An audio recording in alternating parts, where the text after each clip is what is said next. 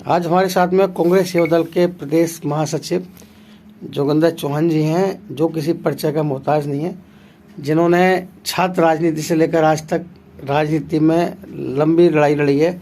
वो आज भी शोषण और अत्याचार और सरकार की नादिरशाही के खिलाफ लड़ाई लड़ रहे हैं।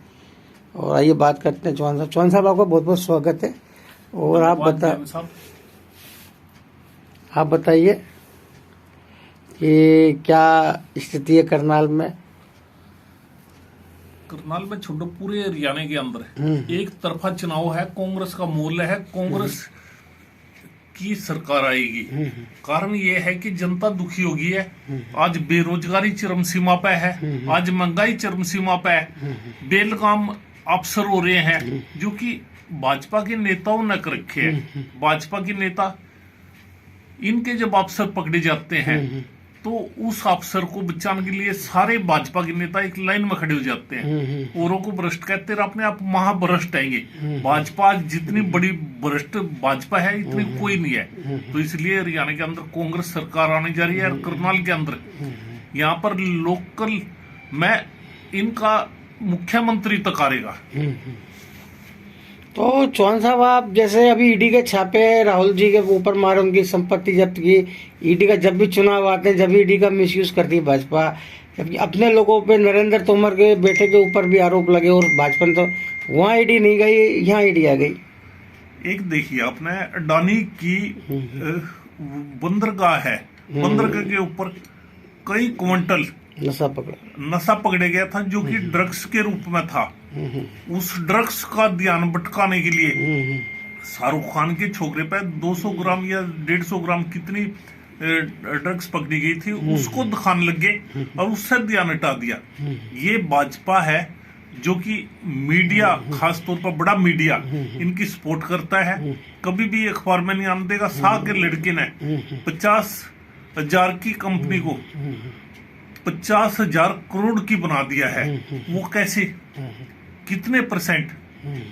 वे जो शाह का लड़का है, बासमती जीरी होती हरियाणा के अंदर है, एक्सपोर्ट का लाइसेंस देगा शाह का लड़का। शाह क्यों देगा? क्योंकि उसको एक कोऑपरेटिव सोसाइटी बनाकर उनको इंचार्ज बना दिया गया है। ये एक लूट ही तो है। अडानी अंबानी के जरिए लूटते थे, शाह के और शाह के लड़के के जरिए लूटते हैं। इन्होंने देश को तबाह कर दिया है, सिर्फ लूट के लिए चल रहे हैं। इन्होंने देश से कुछ नहीं लेना देना। जो ईडी का दुरुपयोग कर रही है सरकार। ईडी आपने देखा होगा, कुलदीप बिश्नोई पे ईडी लगाई थी, 200 करोड़ की टेंडर दे दी थी, उसके 5 स्टार होटल तक बंद कर दिए थे। जिस समय उसने भाजपा ज्वाइन कर ली, वे ईडी भी खत्म हो गई और उसके सारे होटल भी खुल गए। ये तो दूध में दुया हो जाए जो भाजपा कांग्रेस छोड़कर भाजपा ज्वाइन कर लिया है। ये ईडी का प्रेशर इसलिए पाते हैं, इसलिए उसके काम धंधे ठप करते हैं। ईडी के जरिए, सीबीआई के जरिए इन्होंने जो उस पर इतना प्रेशर दे देते हैं, व्यापारिक तौर पर इतना तोड़ देते हैं कि वो मजबूर होकर भाजपा ज्वाइन कर ले। और यही इनकी देन है।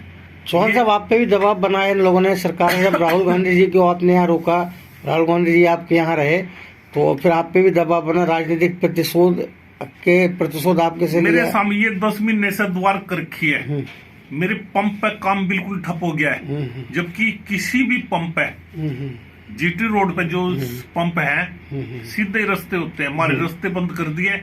प्रेशर यही था भाई, ये डरदा व्यापार जब खत्म होएगा तो ये भाजपा ज्वाइन कर ले। पर हम नहीं करते, हम खानदानी आदमी हैं, हमारी पुश्तैनी जमीन है ये, जिसके ऊपर जब ऐसा कि मैं जब पंप नहीं था मेरा, जब रोटी नहीं खाते थे हम भाई कांग्रेसी हैं, कांग्रेसी रहेंगे और कांग्रेस के साथ ही हमने चलना है। हम ऐसे प्रेशर से नहीं डरते। जैसे हुड्डा जी के बारे में मतलब ह्यूमर उड़ाई जा रही है कि हुड्डा जी भाजपा में जा सकते हैं, भाजपा कुछ तत्व कुछ कांग्रेस के विरोधी तत्व कर रहे हैं, तो उसको क्या मानते हैं? ये सिर्फ प्रचार है। हुड्डा जी का इतना बड़ा कद है कि आज हुड्डा जी के नाम पे हरियाणा कांग्रेस सरकार बनानी जा रही है, सिर्फ हुड्डा जी के नाम पर। वो इतना बड़ा ऊंचा कद है कि उसको भ्रमित करने के लिए, उसको उस पर दब्बा लगाने के लिए भाजपा कोशिश करिए। भाजपा की साजिश है बदनाम करने की। नहीं, हुड्डा जी ना तो कभी गए और ना कभी जाएंगे। और हुड्डा जी वे नेता हैं जो कि एक छत्र राज कांग्रेस का हरियाणा के अंदर लेकर आएंगे, लोगों के दिलों में बसते हैं। जब हम गांव-गांव जाते हैं तो लोग खुद कहते हैं हमें हुड्डा जी मुख्यमंत्री के रूप में चाहिए, क्योंकि उनका 10 साल का राज हुड्डा जी का जनता ने देख रखा है।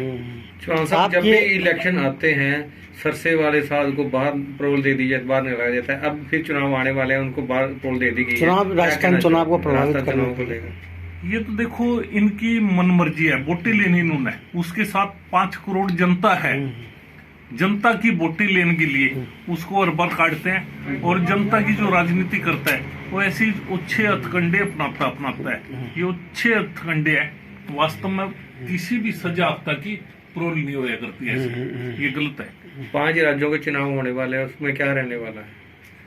5 राज्यों में कांग्रेस 5 में जीत रही है। सिर्फ हमारी एक में फाइट दिख रही है राजस्थान के अंदर 50-50 पे जो हम चल रहे हैं, बाकी 4 में तो क्लियर हो चुके। 5वें में भी हम सरकार बनाएंगे। 5 में कांग्रेस की सरकार बनने जा रही है। 3 तारीख आ रही है, 3 को आपको लड्डू खवाना आएंगे हम। और लोकसभा चुनाव में 2024 में क्या रहने वाला है? हमें हरियाणा का पता है 10 की 10 सीटें कांग्रेस जीतेगी, और कांग्रेस का कोई मुकाबला नहीं है। अब की बार इनका मोदी भी हरियाणा से आगे चुनाव लड़ने लग जाना, वो भी हार के जाएगा।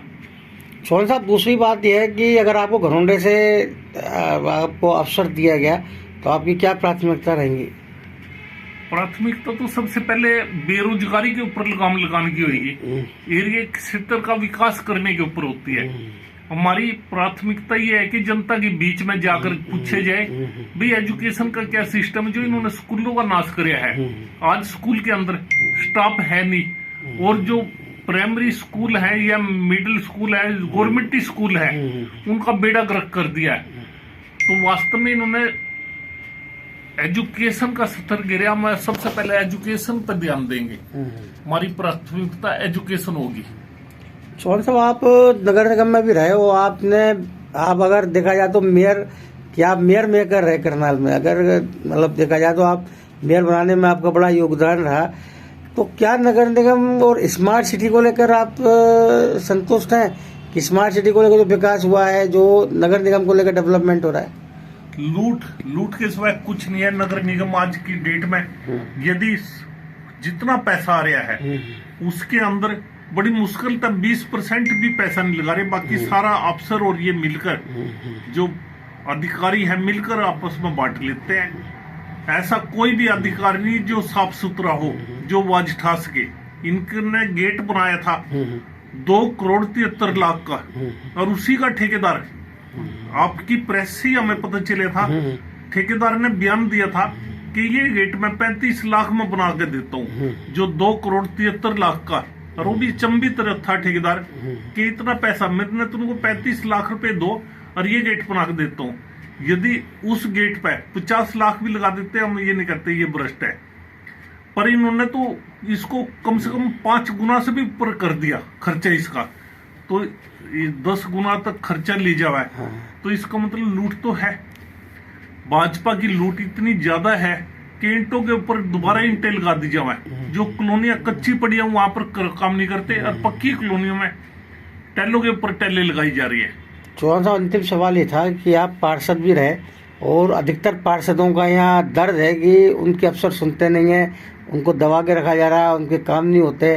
यहाँ तक कि मेयर का भी एक कहना कई बार कहते हैं कि हमारे काम नहीं होते, मतलब दबाव अफसरों की चल रही है, जनप्रतिनिधियों की नहीं चल रही है, मेयर की, पार्षदों की नहीं चल रही। इसको लेकर क्या मानते हैं? मैं 2013 से लेकर 18 के बीच में नगर निगम 20 नंबर वार्ड से पार्षद रहा हूँ। जी, हमने ये देखा है अफसर काम करते हैं, सही करते हैं, बिल्कुल सिर्फ काम लेने वाला चाहिए। अफसर को बेलगाम कब होगा?